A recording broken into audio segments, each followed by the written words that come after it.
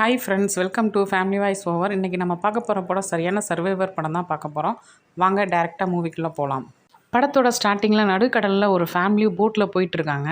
இவங்க தாங்க நம்ம படத்தோட ஹீரோயின். இவங்க பேர் ஜூலியா, இவங்க ஹஸ்பண்ட் பேர் தாம். இவங்களுக்கு 2 பசங்க இருக்காங்க. இவங்க பையன் பேர் பெண். இவனுக்கு தாங்க பர்த்டே பார்ட்டி கொண்டாட போகிறாங்க. இந்த பர்த்டே பார்ட்டியை வித்தியாசமாக கொண்டாடுறதுக்காக தான் அவங்க நடுக்கடலில் போய் செலிப்ரேஷன் பண்ணலான்ட்டு தான் போட்டில் கடலில் போய்கிட்டு இருக்காங்க. பெண்ணோட பர்த்டே பார்ட்டியை நைட்டு தான் செலிப்ரேஷன் பண்ண போகிறாங்களாம். அதனால் சரி நடுக்கடலில் போட்டை நிப்பாட்டிட்டு கொஞ்சம் நேரம் ஸ்விம் பண்ணலான்னு சொல்லிட்டு ஹீரோயினி தண்ணிக்குள்ளே குதிக்கிறாங்க. இந்த பக்கம் அவங்க பொண்ணு ஹெட்ஃபோன் மாட்டிட்டு பாட்டு கேட்டுட்டு இருக்காங்க. இந்த பக்கம் தாமும் அவர் பையனும் மீன் பிடிச்சிக்கிட்டு இருக்காங்க. மீன் எப்படி பிடிக்கணுன்றதை பையனுக்கு சொல்லி கொடுத்துக்கிட்டு இருக்காரு தாமு. கடலில் குதிச்ச ஹீரோயினியே காமிக்கிறாங்க. என்னது கடல் அமைதியாக இருக்குது, எதுவும் வரப்போதோ அப்படின்னு நினச்சி நோட் பண்ணுறாங்க. அவங்க யோசிச்சபடியே பார்த்தீங்கன்னா தண்ணியெலாம் உள்வாங்க ஆரம்பிக்குது. உள்வாங்கி ஒரு பக்கமாக இழுக்க ஆரம்பிக்குது. உடனே ஹீரோயின் என்ன பண்ணுறாங்கன்னா கடலுக்குள்ளே முங்குறாங்க. இங்கே போட்டில் பார்த்தீங்கன்னா காம்பஸ் இருக்கும்ல, அந்த காம்பஸ் சுற்ற ஆரம்பிக்குது கொஞ்சம் ஃபாஸ்ட்டாக. இதை தாம் நோட் பண்ணவே இல்லை. ஏன்னா அவர் பையனுக்கு மீன் பிடிக்க சொல்லி கொடுத்துக்கிட்டு இருக்கார்ல. இந்த பக்கம் அவங்க பொண்ணு ஹெல்மெட் மாட்டிக்கிறதுனால அவங்களுக்கு அது தெரியலை. கடலில் நம்ம ஹீரோயினி கத்த ஆரம்பிக்கிறாங்க. காப்பாற்றுங்க காப்பாற்றுங்க, தண்ணி இழுத்துட்டு போகுது அப்படின்னு சொல்லி கத்த ஆரம்பிக்கிறாங்க. ஆனால் இது யாருக்குமே கேட்கல. ஆனால் லைட்டாக ஹீரோயினி கத்துறது தாமுக்கு கேட்க ஆரம்பிக்குது. உடனே திரும்பி பார்க்குறாரு. அங்கே கடல் இழுத்துட்டு போகிற அவங்க ஒய்ஃபை பார்க்குறாரு. உடனே கடல் பக்கத்தில் வேகமாக குதிக்கிறாரு. குதித்து அவங்கள காப்பாற்றி மேலே தூக்கி கொண்டுட்டு வராரு. ஒரு வழியாக மேலே காப்பாற்றி ஹீரோயினை தூக்கிட்டு வந்துடுறாரு. கொண்டு வந்துட்டு அவங்க பொண்ணை திட்டுறாரு. நீ பக்கத்தில் தானே இருந்தேன், ஏன் நீ பார்க்கலையா அப்படின்னு கேட்குறாரு. இல்லைப்பா, நான் காதில் ஹெட்ஃபோன் மாட்டியிருந்தேன் அப்படின்னு சொல்கிறாங்க. சரி ஓகேன்னு சொல்லிட்டு விட்டுட்டு இருந்தாலும் ஹீரோயினி ரொம்ப நடுங்குறாங்க, பயப்பட ஆரம்பிச்சிட்டாங்க.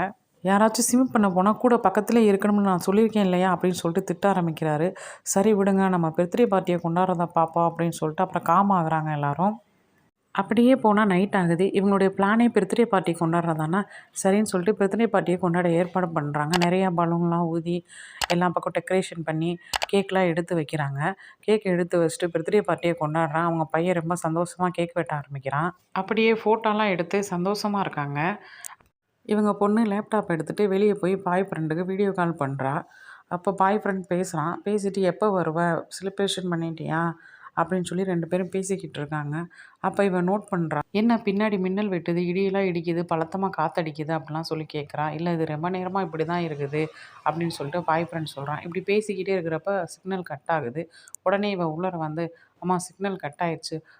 அப்போ கப்பல் போய் எதுலேயும் மோதுறாப்படி இவங்களுக்கு ஃபீல் ஆகுது. உடனே வெளியே பார்த்தா சுற்றிலும் திமிங்கலம் போயிட்டுருக்குது. அப்போ தாமு நினைக்கிறார், என்ன திமிங்கலம் இந்த பக்கம் போகாதே, இந்த பக்கம் போக வாய்ப்பும் இல்லையே அப்படின்னு சொல்லி நினச்சி பார்க்குறாரு. ஏன்னா கடலை பற்றி ஆல்ரெடி ரிசர்ச் பண்ணவர் தானே தாமு. அதனால் இப்படி போக வாய்ப்பில்லைன்றது அவருக்கும் தெரியும். உடனே கொஞ்சம் நேரம் கழிச்சு என்ன பண்ணுறாருனா தாமு கப்பலில் ஏதாச்சும் ப்ராப்ளம் இருக்கான்னு பார்த்துட்டு கடலில் குதிக்கிறாரு.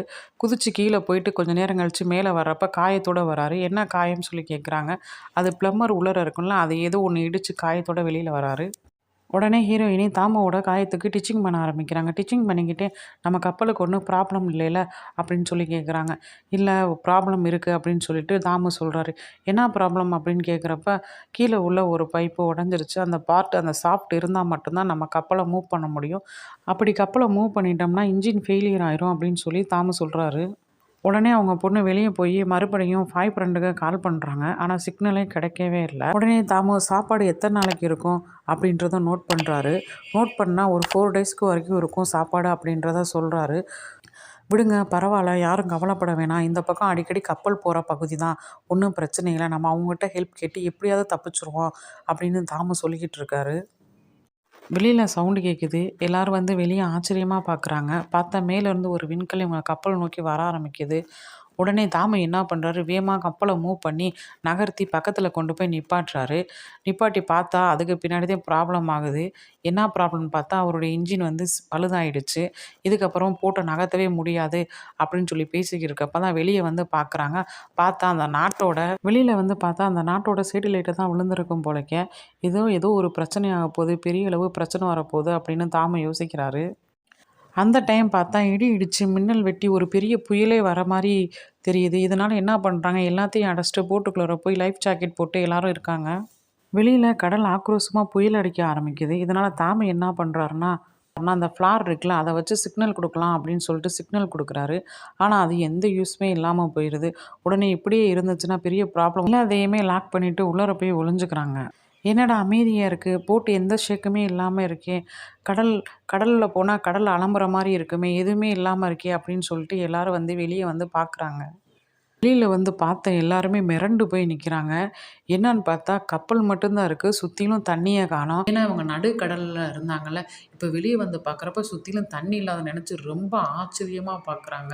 சுற்றிலும் மலைகளாக இருக்குது. இவங்க கப்பல் என்ன தரை தட்டி கப்பல் மலை மேலே நிற்கிறத நோட் பண்ணுறாங்க. சுற்றிலும் கடலுக்கடியில் மலைகளாக தானே இருக்கும். அந்த மலைகள்லாம் வியந்து பார்க்குறாங்க. உடனே தாமு என்ன பண்ணுறாரு, அவருடைய காம்போஸ் எடுத்துகிட்டு வந்து நார்த் டைரக்ஷன் எந்த பக்கம் இருக்குது அப்படின்றத பார்க்குறாரு. அப்புறம் தான் அவருக்கே புரியுது, எர்த்தோட போல் மாறி இருக்கிறனால தான் வாட்டர் எல்லாம் ஷிஃப்ட் ஆகி லேண்ட்ஸுக்கு போயிருக்கதை நோட் பண்ணுறாரு. லேண்ட்ஸுக்கு போனால் அங்கே இருந்த மனித இனமே நிறைய அழிஞ்சிருக்க வாய்ப்பு இருக்கும் அப்படின்றத சொல்கிறாரு. உடனே அவங்க பொண்ணு அதை நோட் பண்ணிவிட்டு ரொம்ப ஃபீல் பண்ணுறாங்க. என்னோட பாய் ஃப்ரெண்டு சிட்டிக்குள்ளே தானே இருக்கான், அவனுக்கு எதுவும் ஆயிடுச்சோ என்னமோ அப்படின்னு சொல்லிட்டு ரொம்ப ஃபீல் பண்ணுறாங்க. விடுங்க, நான் கொஞ்சம் நேரம் தனியாக இருக்கணும் அப்படின்ற மாதிரி சொல்கிறாங்க. இந்த பக்கம் ஹீரோயினி பார்த்தா எவ்வளோ ஃபுட்டு இருக்குது, எத்தனை நாளைக்கு வரும் என்பதை நோட் பண்ணிக்கிட்டு இருக்காங்க. பென்னுன்ற பையன் என்ன பண்ணுறான்னா மலை மேலே நின்றுட்டு அவன் பர்த்டே பார்ட்டிக்கு வச்சுருந்த பலூன் எல்லாம் ஒன்றா கட்டி மேலே பறக்க விட்றான். இந்த பக்கம் நம்ம தாமை என்ன பண்ணுறாருனா ரேடியோ வச்சு சிக்னல் யார்கிட்டையாவது கிடைக்குதா அப்படின்னு சொல்லி சிக்னலுக்காக வெயிட் பண்ணிக்கிட்டு இருக்காரு. அப்போ யாரோ வந்து பேசுகிறாங்க. ஏதோ இதில் ஒரு சிக்னல் கிடைச்சிது. ஹலோ, நீங்கள் யார், நீங்கள் என்ன அப்படின்னு சொல்லி கேட்குறாங்க தாமு. இங்கே ஆப்போசிட்டில் பேசுகிறவர் ஒரு நீர்மூழ்கி கப்பலில் இருந்திருப்பார் போல. அதுவும் இல்லாமல் அவர் ஒரு ஆழமான பகுதியில் இருந்ததுனால தான் நான் தப்பிச்சேன்ற மாதிரி சொல்கிறாரு. உயிர் பிழைக்கிறதே இங்கே பெரிய ப்ராப்ளமாக இருக்குது. ஏன்னா எந்த சிக்னலுமே கிடைக்கல, யாரையுமே கம்யூனிகேட் பண்ண முடியல. ஏன்னா எந்த சிக்னலுமே கிடைக்கல. ஏன்னா இங்கேருந்து போன வாட்ரு எனக்கு தெரிஞ்சு திரும்ப லேண்ட்லேருந்து திரும்ப கடலுக்கு வர 1 வாரமாக தான் ஆகும். அதுக்குள்ளேயும் நீங்கள் எங்கேயாவது உயரமான பகுதிக்கு போங்க அப்படின்ற மாதிரி அந்த நீர்மூழ்கி கப்பல் உள்ள கேப்டன் சொல்கிறாரு. உடனே தாமு சொல்கிறாரு, அப்படியா, என்னால் நீங்கள் எனக்கு ஏதாச்சும் ஹெல்ப் பண்ணுங்கள் அப்படின்னு சொல்லி தாமு கேட்குறாரு. என்னால் எந்த ஹெல்ப்புமே பண்ண முடியாது. நீங்கள் உயரமான இடத்துக்கு சீக்கிரமாக போக, என்னுடைய கணிப்புப்படி 1 வாரத்துக்குள்ளே நீர் வந்து திரும்ப கடலுக்குள்ளே வர ஆரம்பிச்சிடும். அதுக்குள்ளேயும் நீங்கள் உயரமான பகுதிக்கு போங்க அப்படின்ற மாதிரி சொல்கிறாரு. தாமு டைரெக்டாகவே கேட்டுறாரு, உங்களுடைய நீர்மூழ்கி கப்பலில் எங்களை நீங்கள் காப்பாற்றி கொண்டுட்டு போங்க அப்படின்ற மாதிரி கேட்குறாரு. உடனே கேப்டன் சொல்கிறாரு, இல்லை, நானும் என்னுடைய பார்ட்னரும் தான் இருந்தோம். இங்கே 2 பேர்த்துக்கு மேலே இருக்க முடியாது. ஏன்னா என்னுடைய பார்ட்னர் இறந்துட்டாரு, நான் மட்டும்தான் இப்போ இருக்கேன். இங்கே உங்களதுலேருந்து ஒரு ஆளை மட்டும் அனுப்புங்க அப்படின்னு சொல்லி கேப்டன் சொல்கிறாரு. உடனே தாமு, இல்லை, எனக்கு 2 பசங்க இருக்காங்க, நீங்கள் என் 2 பசங்களை மட்டும் வச்சுக்கோங்க அப்படின்னு சொல்லி தாமு சொல்கிறாரு. கேப்டனும் வேறு வழி இல்லாமல் சரி ஓகே அப்படின்னு சொல்லி சொல்லிடுறாரு. உடனே கேப்டன் இருக்க இடத்துக்கு போகிறதுக்காக நம்ம தாமு மேப்பில் குறித்து வச்சுக்கிறாரு. ஏன்னா எப்போ போன தண்ணி எப்போ வேணாலும் ரிட்டர்ன் வரலாம்ல, அதனால் நம்ம சீக்கிரம் போகணும்ல, அதுக்காக குறித்து வச்சுக்கிறாரு. உடனே ஹீரோயினி என்ன பண்ணுறாங்க, கேப்டன் இருக்க இடத்துக்கு போகிறதுக்காக கொஞ்சம் திங்ஸும் தேவையான சாப்பாடு எல்லாத்தையும் எடுத்து வைக்கிறாரு. தாமு வெளியே நின்று தூரமாக பார்க்குறாரு. அப்போ பார்க்குறப்ப தூரத்தில் யாரும் நடந்து வரா அப்படி தாமுக்கு தெரியுது. கீழே இறங்கி பார்த்தோன்னே ஒருத்தர் ஒரு நாயோட வந்துக்கிட்டு இருக்காரு. அவர்கிட்ட போய் பார்க்குறாரு. அவர் ரொம்ப களைப்பாக இருக்கிறத பார்த்துட்டு இவர் கையில் வச்சிருந்த தண்ணியை அவருக்கு கொடுக்குறாரு. உடனே தண்ணியை வாங்கி அவரும் குடிச்சிடாரு. தாமு கேட்குறாரு, நீங்கள் எங்கேருந்து வரீங்க, யார் நீங்கள் அப்படின்னு கேட்குறாரு. தண்ணி குடிச்சிட்டு தேங்க்யூ சொல்லுவாருன்னு பார்த்தா வாட்டர் கேனை வச்சு டம்மார்னு தாமு மண்டையிலே அடிக்கிறாரு. இதை பார்த்தா ஹீரோயினி அங்கேருந்து ஓடி வராங்க தாமுவை காப்பாற்ற. அதுக்குள்ளே இவர் என்ன பண்ணுறாருன்னா கையில் வச்சுருக்க ஈட்டியை வச்சு தாமுவை ஒரே குத்தி சாய்ச்சிறாரு. உடனே ஹீரோயினி பார்த்துட்டு ரொம்ப அழுகுறாங்க. இதை பார்த்த ஹீரோயினி, இன்னும் நம்ம வீட்டுக்காரை காப்பாற்ற முடியாது, நம்ம பசங்களையாவது காப்பாற்றோன்னு சொல்லிட்டு வேகமாக போய் கப்பலுக்குள்ளே போய் 2 பேர்த்தையும் சேஃபாக இருக்க சொல்கிறாங்க. பசங்க ரொம்ப மிரண்டு போயிடுறாங்க. உடனே ஒரு லாக்கருக்குள்ளே போய் பொண்ணை படுக்க வச்சுட்டு ஒரு ஃபயர் கன்னை கொடுக்குறாங்க. இந்த ஃபயர் கன் லாஸ்ட் டயத்தில் தான் நீ யூஸ் பண்ணணும், இக்கட்டான சூழ்நிலை வரப்போ தான் நீ யூஸ் பண்ணணும்னு சொல்லிட்டு அவங்கள ஒரு இதில் வச்சு பூட்டி வைக்கிறாங்க. 2 பேர்த்தையும் லாக் பண்ணி வச்சுட்டு வேகமாக பேஸ்மெண்ட்டத்துக்கு கீழே உள்ள ஒரு பாத்ரூமில் போய் ஹீரோயினி ஒளிஞ்சுக்கிறாங்க. அந்த கில்லரும் என்ன பண்ணுறாரு, கண்டுபிடிச்சி மேலே வராரு. இந்த கில்லர் கதவை திறந்து வந்து நேராக கிச்சன் இருக்க இடத்துக்கு தான் போகிறாரு. அங்கே இருக்க ஃபுட்டெல்லாம் எடுத்து சாப்பிட்றாரு. ஃபுட்டுக்காக தான் இவர் கொலை பண்ணுவார் போலக்கே. கேனில் உள்ள புட்டை சாப்பிட்டுட்டு ஹீரோயினியே தேடி போகிறேன். நம்ம ஹீரோயினியும் கத்தியை வச்சுட்டு ரெடியாக இருக்காங்க. ஏன்னா பாத்ரூம்குள்ளே தானே இருக்காங்க. கரெக்டாக அவன் அந்த பாத்ரூம் டோரை திறக்கிறான். ஆனால் உள்ளர ஹீரோயினி இல்லை. ஹீரோயினி பார்த்தா அந்த போட்டுக்கு கீழே ஒரு ஓட்டம் இருக்கும். அது வழியாக ஜம்ப் பண்ணி வெளியில் வந்து ஒளிஞ்சுக்கிறாங்க. அந்த ஓட்டை வழியாக கில்லர் எட்டி பார்க்குறான். எட்டி பார்த்தோன்னே நாய் குலைக்க ஆரம்பிக்குது. உடனே ஹீரோயினி கீழே இருப்பாங்களா, அந்த நாய் குலைச்சி நம்மளை காட்டி கொடுத்துரும் அப்படின்ட்டு என்ன பண்ணுறாங்கன்னா நைஸாக வந்து நாயையும் குத்தி கொன்றாங்க. கொண்டவொடனே இவர் வந்து வெளியே வந்து இந்த கில்லர் வந்து பார்க்குறாரு. பார்த்தா நாய் செத்து கிடக்கிறதா பார்க்குறாரு. அடுத்து நம்ம ஹீரோயினி போட்டுக்கு மேலே நேராக ஏறி கத்தியை வச்சு கொல்ல பாப்பா கில்லரை. அதுக்குள்ளேயும் கில்லர் வந்து ஹீரோயினியை பிடிச்சிடுறான். அதுக்கப்புறம் என்ன போட்டு சர மாதிரி அடிக்கிறான். போட்டு செவத்துலலாம் ஹீரோயினியை முட்ட ஆரம்பிக்கிறான். இதை பார்த்துக்கிட்டு இருக்கான் அவன் பொண்ணு. ஏன்னா அது கீழே தானே அவங்க 2 பேர்த்தையும் மறைச்சி வச்சிருக்கான் ஹீரோயினி. உடனே இதை பார்த்த பொண்ணு என்ன பண்ணுறா, அம்மா அடிக்கிறத பார்த்துட்டு உடனே வெளியில் வந்து ஒரு ஃப்ளார் கண்ணு கொடுத்துருப்பாள். அந்த ஃப்ளார் கண்ணை கில்லர் மூஞ்சிலே அடித்த உடனே அவன் பறந்து போய் அங்கிட்டு விழுந்துடுறான். உடனே இதே சான்ஸ்ன்னு சொல்லிட்டு வேமா ஹீரோயினி பசங்களை கூட்டிகிட்டு அவங்க எடுத்து வச்சத கொஞ்சம் திங்ஸ் எடுத்துக்கிட்டு வேமா போட்டுக்கு வெளியே வந்துட்டு கிளம்புறாங்க. கிளம்பி வேமா ஓடி வர்றாங்க. ஓடி வர வழியில் அவங்க அப்பா இருக்கிறத பார்த்துட்டு அந்த பையன் ரொம்ப அழுகுறான். அவங்க பொண்ணு ரொம்ப அழுகுது. அவங்க ஒய்ஃப் அதை காட்டிலும் ரொம்ப அழுகுறாங்க. டக்குன்னு போட்டு வெடிக்க ஆரம்பிச்சிருது. வெடித்த உடனே பார்த்தா அந்த கில்லர் சைடில் தப்பிச்சு நடந்து வர்றான். இதை பார்த்தா ஹீரோயினும் உடனே தலை திரிச்சு ஓட ஆரம்பிக்கிறாங்க. ஓடிக்கிட்டு இருக்கப்ப பாறையாக இருக்கும்ல, அந்த பாறையெல்லாம் தாண்டி ஓட ஆரம்பிக்கிறாங்க. மலையெல்லாம் தாண்டி ஒரு வழியாக அந்த இடத்த விட்டு தப்பிச்சு இன்னொரு இடத்துக்கு வந்து சேஃபாக மறைஞ்சிருக்காங்க. அங்கனக்குள்ளே கொஞ்சம் தண்ணி போகுது. அந்த தண்ணியை குடிச்சு பார்க்குறாங்க, ரொம்ப உப்பாக இருக்குது. உடனே அந்த பையனோட அக்கா வந்து வாட்டர் கேனில் தண்ணி கொடுக்குறான். அந்த பையன் குடிக்க மாட்டேன்ட்டேன், ரொம்ப ஃபீல் பண்ணுறேன், அப்பா இறந்ததுக்கு நான் தான் காரணம், நான் தான் அந்த பலூனை விட்டேன், அதனால தான் அந்த கில்லர் வந்து கொண்டான் அப்படின்னு சொல்லி ரொம்ப ஃபீல் பண்ணுறேன். உடனே அவங்க அம்மா சொல்கிறாங்க, இல்லை அதெல்லாம் ஒன்றும் இல்லை, நீ அதை பற்றி நினைக்காத அப்படின்னு சொல்லிட்டு சமாதானப்படுத்துகிறாங்க அந்த பையனை. நம்ம தப்பிக்கிற வழியை பார்ப்போம் அப்படின்னு சொல்லிட்டு அங்கேருந்து திரும்ப நடக்க ஆரம்பிக்கிறாங்க. ஹீரோயினி திரும்பி பார்க்குறாங்க. அந்த கில்லர் தொடர்ந்து நடந்து வரதை நோட் பண்ணுறாங்க. உடனே திரும்ப என்ன பண்ணுறாங்க, வேகமாக தலை தெறிச்சு அந்த கேப்டன் இருக்க பாதையை நோக்கி நடந்து ஓட ஆரம்பிக்கிறாங்க.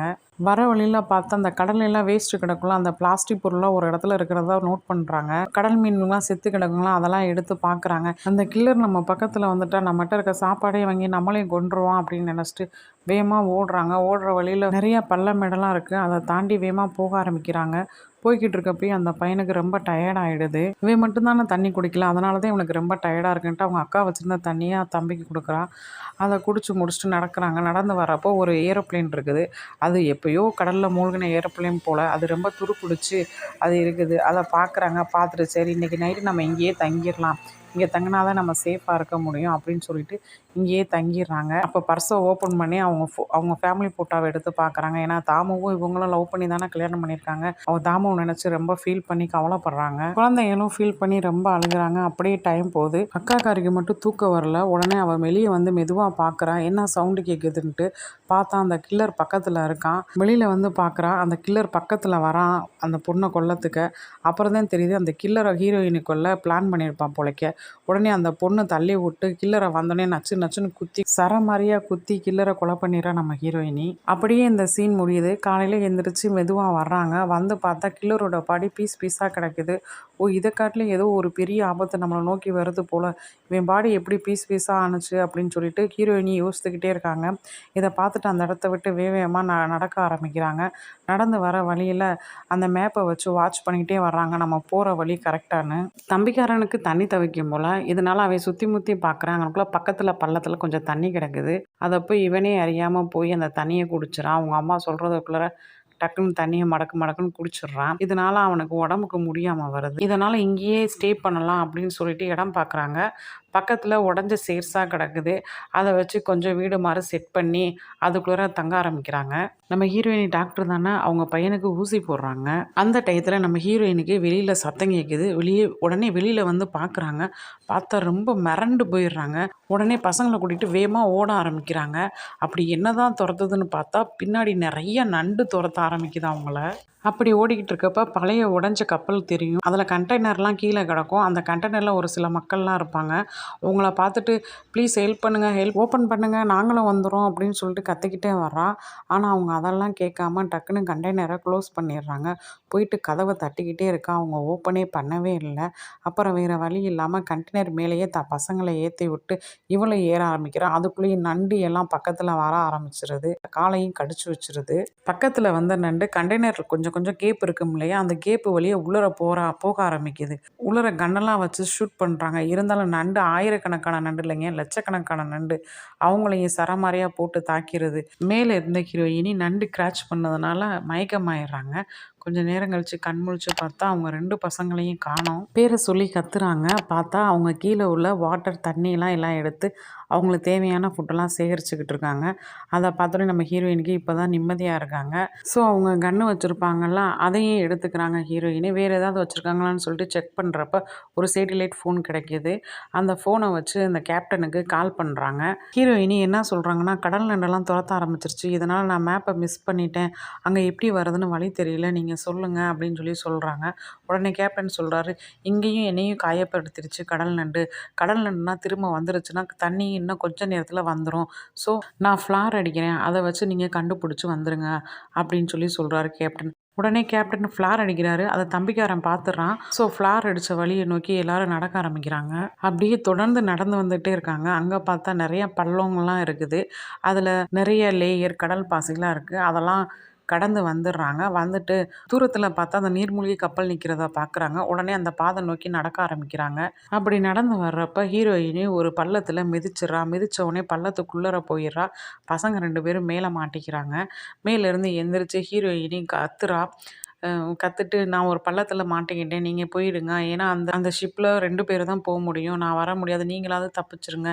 சீக்கிரம் கிளம்புங்க. தண்ணி சீக்கிரத்திலே வர ஆரம்பிச்சிரும் அப்படின்னு சொல்கிறா. உடனே அக்காக்காரி இருக்காள, அவள் ரொம்ப அழுகிறா. இல்லைம்மா நான் உங்களை விட்டுட்டு போக முடியாது. நீங்களும் வாங்க அப்படிலாம் சொல்கிறா. உடனே ஹீரோயினி சொல்கிறாங்க, நீ தம்பியை நல்லா பார்த்துக்கோ. சீக்கிரமாக கிளம்பு அப்படின்னு சொன்னோடனே உடனே அவங்க பொண்ணு தம்பியை கூட்டிகிட்டு வேகமாக ஓட ஆரம்பித்து அந்த ஷிப்புக்கிட்ட நெருங்கி வந்துடுறாங்க. ஷிப்புக்கிட்ட போனவுடனே கதவை திறங்க திறங்க அப்படின்னு சொல்லிட்டு கத்துறா. பார்த்தா கேப்டனும் வெளியே தான் நிற்கிறாங்க. அவர் ரொம்ப ரத்தம்லாம் வந்து ரொம்ப காயமடைஞ்சு நிற்கிறாங்க.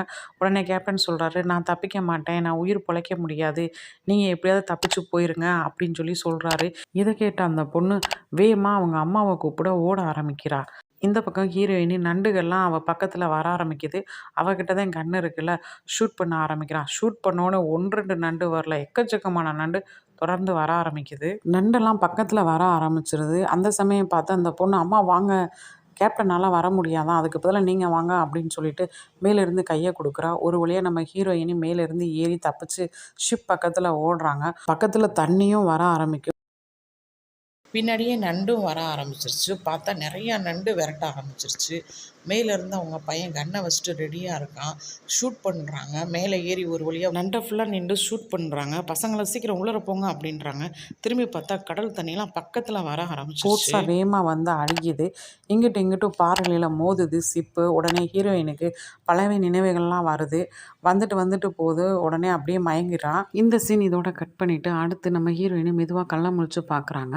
3 பேர் ஷிப்புலேருந்து வெளியில் வர்றாங்க. பார்த்தா அந்த ஷிப்பு ஏதோ ஒரு ஊரில் போய் நிற்கும் போல். அங்கே பார்த்தா எந்த மக்களுமே இல்லை. இவங்க 3 பேர் மட்டும்தான் உயிரோடு இருக்க மாதிரி காமிச்சு இந்த படத்தை முடிக்கிறாங்க. இந்த படக்கதை உங்களுக்கு பிடிக்கும்னு நினைக்கிறேன். இந்த கதை பிடிச்சிருந்துச்சுன்னா லைக் பண்ணுங்கள், கமெண்ட் பண்ணுங்கள், சப்ஸ்கிரைப்